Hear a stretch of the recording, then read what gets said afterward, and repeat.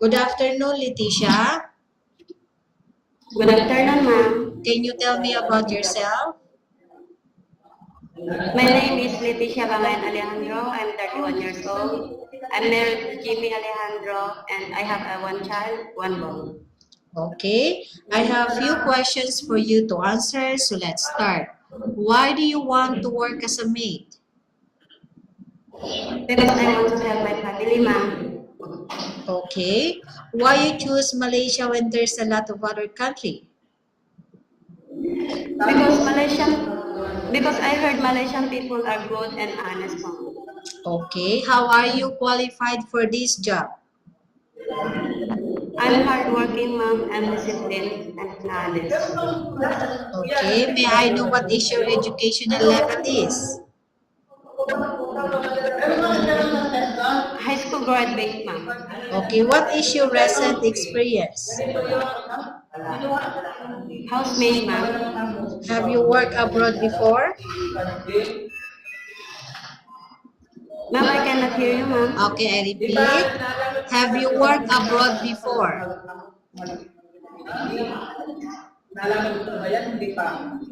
Pardon, ma'am, I cannot hear you. Okay, I repeat again. Have you worked abroad before? No, ma'am. Do you have experience of taking care of baby?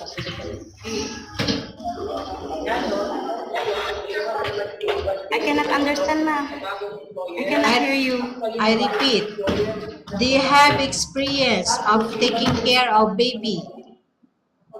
Yes, ma'am. And who is baby you're taking care of? My own baby, ma'am. Okay, and how about elderly people? Do you have experience of taking care of an old people? None, ma'am. Are you willing to take care of an elderly? Yes, ma'am. Okay. Yes, ma'am. I'm willing to take care, ma'am. Okay. Do you have any other special skills? Yes, ma'am. Can you please tell me your special skills? Planting rice, ma'am, and planting corn. Okay. Are you willing to learn new skills? Yes, ma'am.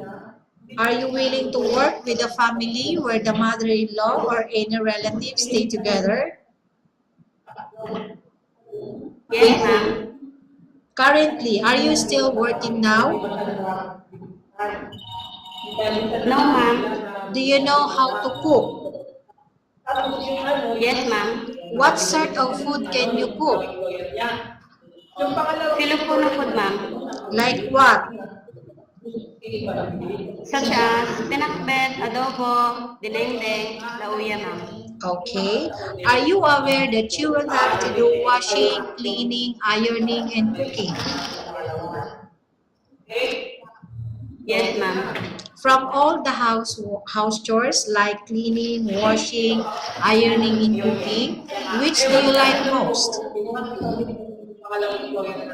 All the house chores, ma'am. Okay. If ever you were selected to work in Malaysia, who will take care of your kid?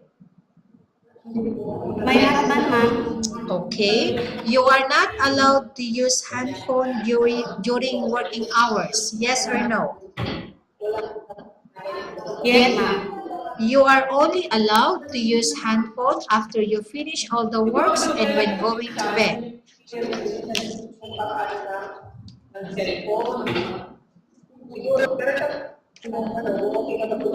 Leticia, Yes, ma'am. I repeat, you are only allowed to use handphone after you finish all the works and when going to bed. Yes, ma'am. Okay.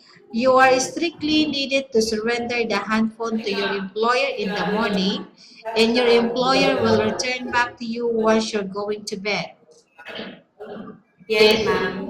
If ever your employer finds out that you're abusing your handphone and it's affected your work performance, your employer will confiscate your handphone and you are not allowed to hold it anymore.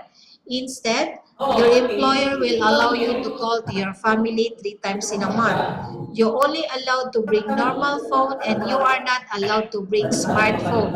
Are you agreed for the terms and condition? Yes, ma'am. Are you agreed to the rules and regulation for the handphone? Yes, ma'am. How many years is the contract as you agreed and understand?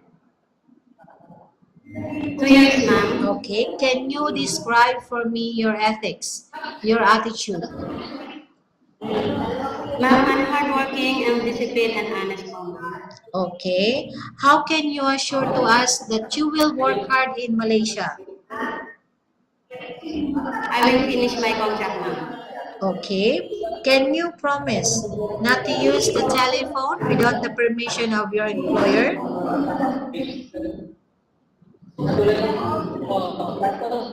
Yes, ma'am. Can you promise not to put on makeup but to dress properly while work? Yes, ma'am. Can you promise not to invite friends and relatives without the consent of your employer?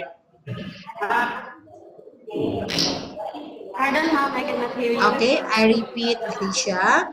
Can you promise not to invite friends and relatives without the consent of your employer? Yes, ma'am. Can you promise not to ask for advance salary from your employer under any circumstances? Yes, ma'am. Do you really understand of the rules and regulations of the agency?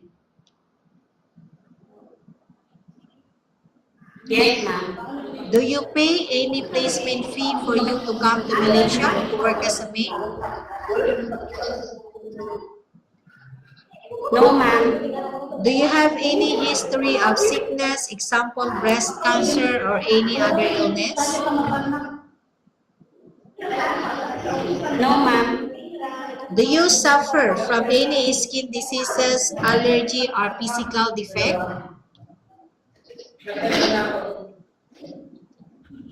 No, ma'am. Have you suffered from any serious illness?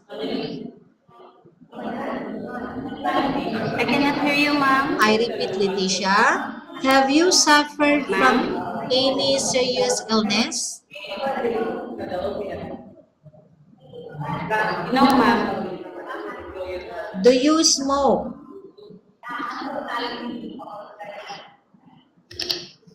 No, ma'am. Do you have any tattoo in your body?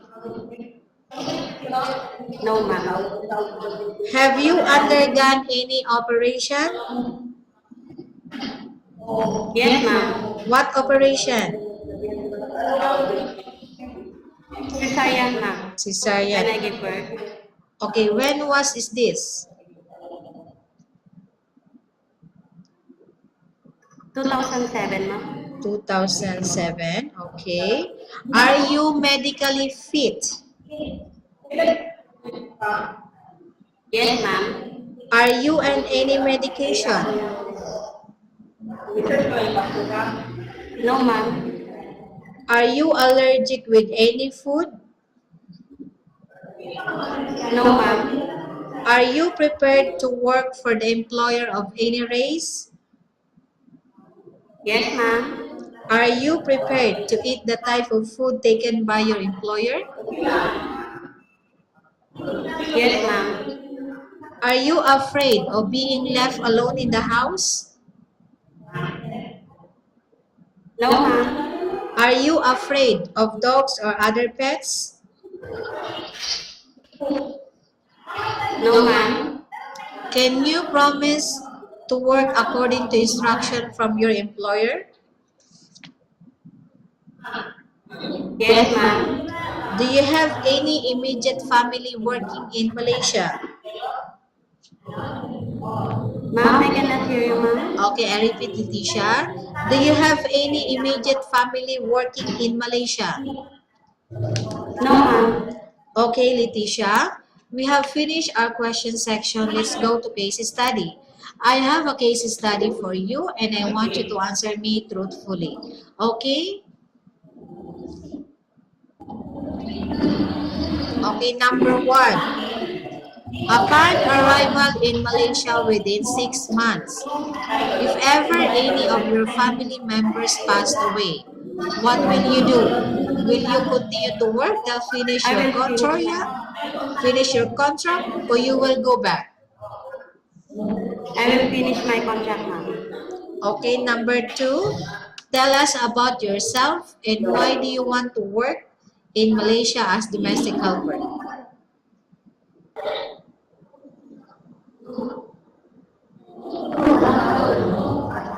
My name is Leticia Bangayan Alejandro. I'm 31 years old. I want to work in Malaysia as domestic helper because I want to help my family, ma'am. Okay, Leticia, what do you want to tell the employer who watching your video right now?